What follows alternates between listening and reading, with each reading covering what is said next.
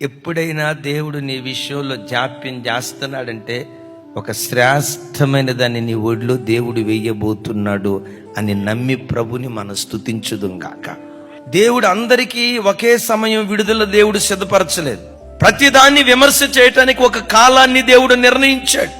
నీ కన్నీరు తొడవబడే కాలం ఒకటి ఉంటుంది, నీ అంగలార్పు నాట్యంగా మార్చబడే కాలం ఒకటి ఉంటుంది, నీ తల పైకెత్తే కాలం ఒకటి ఉంటుంది. అయ్యో మరి నాకేంటి ఇట్లా, నాకెప్పుడు అనుకోకు.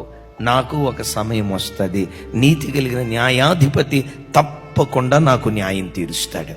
నేను ఎప్పుడు చెప్తా కదా, గుండెల్లో రాసుకోండి. ఏ విశ్వాస అయితే ఎక్కువ నిందలు అనుభవిస్తాడు, ఎక్కువ అవమానం అనుభవిస్తాడు, ఎక్కువ కన్నీటిని అనుభవిస్తాడు, ఎక్కువ వేదన అనుభవిస్తాడో, ఎక్కువ శ్రమలు అనుభవిస్తాడో, వాడే భవిష్యత్ కాలంలో దేవుని యొక్క మహిమను ఎక్కువగా పొందుకోవటానికి దేవుడు కృప చూపిస్తాడు.